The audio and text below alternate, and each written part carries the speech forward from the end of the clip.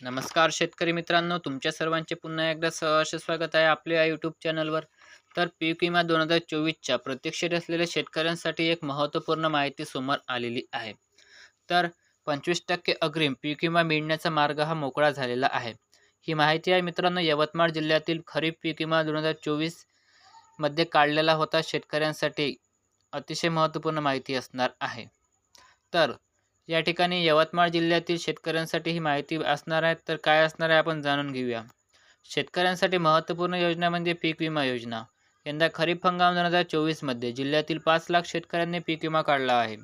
अतिवृष्टी व सततच्या पावसामुळे जिल्ह्यात सोयाबीन कापूस पिकाचे प्रचंड प्रमाणात नुकसान झाले आहे. जिल्ह्यात 10 तालुक्यात अतिवृष्टीची नोंद करण्यात आलेली आहे.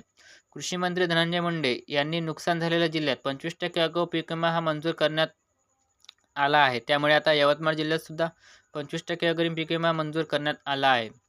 त्यामुळे जिल्ह्यातील शेतकऱ्यांच्या खात्यात पीक विमा जमा होणार याकडे शेतकऱ्यांचे लक्ष लागले आहे. त्यामुळे लवकरात लवकर पीक विमा शेतकऱ्यांच्या बँक खात्यात जमा करावा अशी मागणी शेतकऱ्यांच्या वतीने करण्यात येत आहे.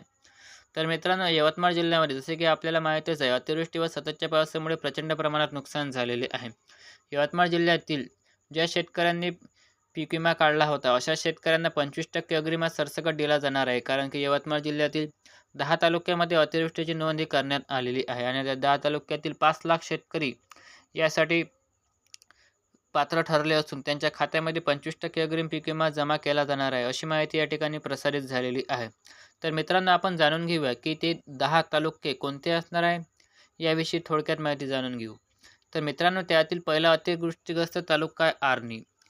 नंतर आहे उमरेड, कळंब, केळापूर, घाटंजी, झरी-जामणी, दारवा, दिग्रस, नेर, पुसद या तालुक्यातील शेतकऱ्यांना 25% अग्रिम हा सरसकट दिला जाणार आहे. कारण की या 10 तालुक्यामध्ये अतिवृष्टीची नोंद करण्यात आलेली होती आणि उर्वरित तालुक्यामध्ये मात्र ज्या शेतकऱ्यांनी वैयक्तिक पीक विमा काढला आहे किंवा तक्रार केली आहे अशा शेतकऱ्यांना वैयक्तिक पीक विमा मिळणार आहे.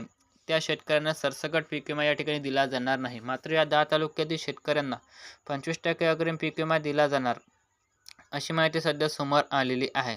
तर जे शेतकरी यवतमाळ जिल्ह्यातील आहे अशा शेतकऱ्यांसाठी ही महत्त्वपूर्ण माहिती असणार आहे. आणखीन काही यवतमाळ जिल्ह्यातील खरीप पीक विमा 2024 संबंधित आणखीन अपडेट्स आल्यास आपल्या यूट्यूब चॅनलच्या माध्यमातून नक्कीच कळवण्यात येईल. त्यासाठी चॅनलला सबस्क्राईब करायला विसरू नका. चला तर भेटूया पुढच्या व्हिडिओमध्ये. धन्यवाद.